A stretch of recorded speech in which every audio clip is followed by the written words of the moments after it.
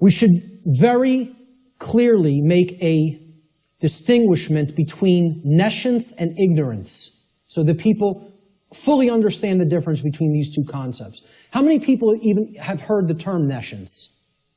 Very few. This is a word that has practically been sanitized from colloquial English, practically been sanitized from the English language. And there's a reason for that too. There's two contexts to not knowing something. The first context is nescience. Okay? Nescience comes from the Latin. The prefix ne in Latin means not or not present or absent. Okay? And then scio, sciere in Latin means to know. It's where we get the word science from. Okay?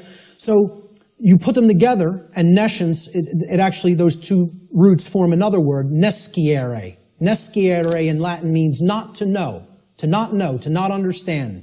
But there's a connotation to it.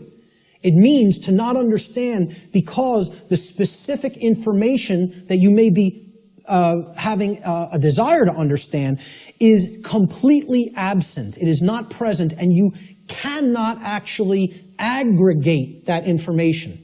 You can't bring those pieces of grammar together to form the sentence. Okay? It's not present. Okay? So you don't have it at all. It's unattainable. This should be clearly delineated from ignorance. Now, nescience is not someone's fault. The information just isn't there. Okay? You can't be blamed for nescience. There is no blame in nescience. The person who is nescient is not to be blamed for being nescient. The information simply wasn't present so they could take it in and then come to understand it. Ignorance carries blame. This is another thing. People want to think in the New Age movement there's no such thing as. Nobody's to blame. And that goes to that there's no cause for anything that's happening, as you'll hear a lot in the New Age circles. Okay?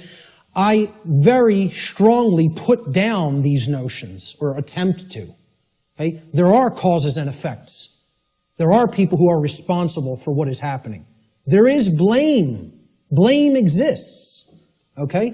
There are people who are culpable. We're going to talk about moral culpability later. So ignorance has blame attached to it and responsibility attached to it. Okay? It comes from the Latin verb ignorare in Latin. And this means not to know, just like nescience means not to know, but in a completely different connotation. The connotation of ignorance means you don't know even though necessary information is present and right there before you because you have willfully refused or disregarded that information. Whether you've refused it because it made you feel uncomfortable, or whether you disregarded it because you felt that's not important for me to know. I don't need to know that. Or you feel you already understand something that contradicts with what's, the new thing that you're hearing or seeing. Okay? So, when you willfully disregard something, okay? If I wanted to willfully disregard the gentleman sitting in the front row, he's present. I could just pretend he's not here and ignore him. That's what ignoring is. This is why I try to say to people, the impact of the word is almost lost to us, of the word ignorance, because of the way it's pronounced. I tell people, start pronouncing it ignorance. Ignorance. Then people will hear the word ignore in it. And the connotation becomes clear. It means you're ignoring it. Ignorance. Okay? That's how I like to say it now. Because the connotation is clear that way. The information is there. The truth is there. And somebody wants to ignore it completely. Now, that is inexcusable. And there is blame that is attached with that. So what I ask people all the time is, do we have a nescient society?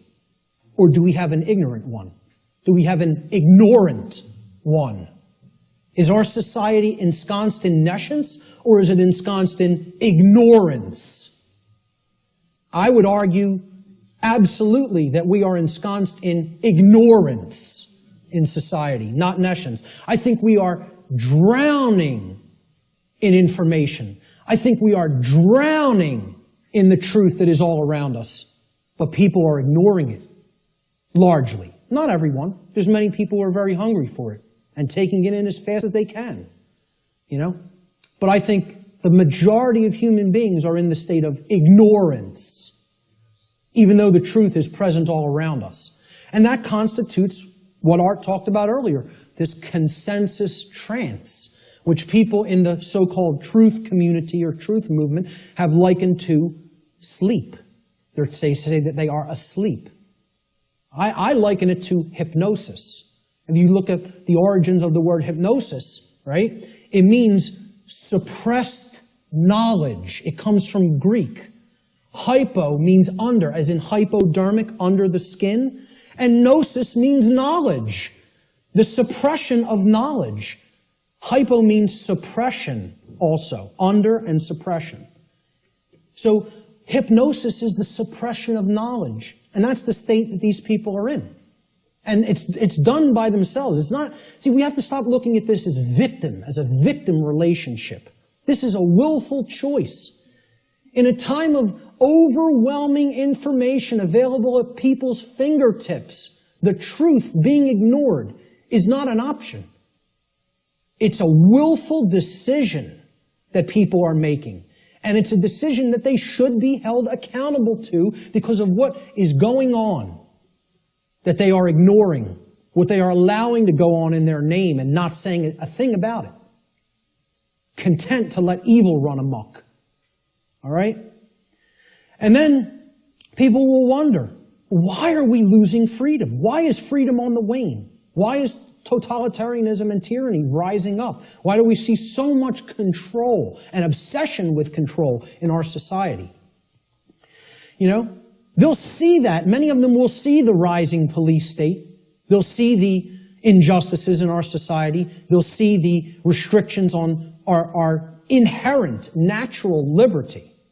Okay? But here's the thing, many of them will not make the transition to grasping. You know? They'll say, yeah, this is what's happening to the earth. It's being turned into a huge prison everywhere. And at the most rapid pace right here in America. Okay?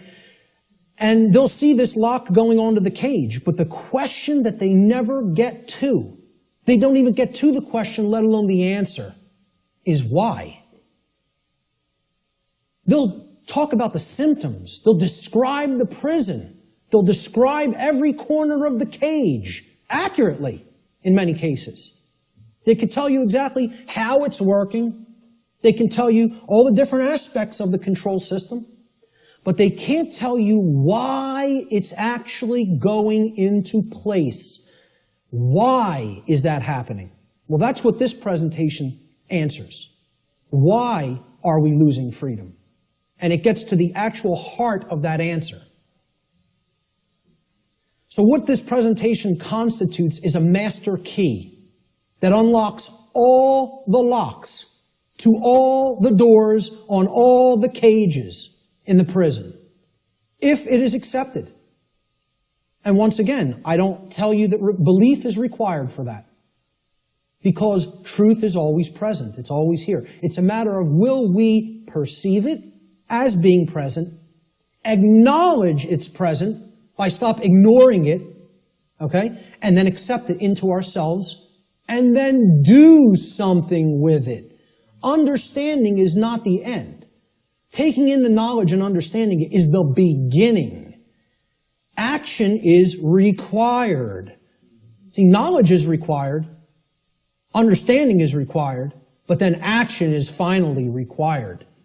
Above all, if change is to be created. And that's how the laws of attraction really work.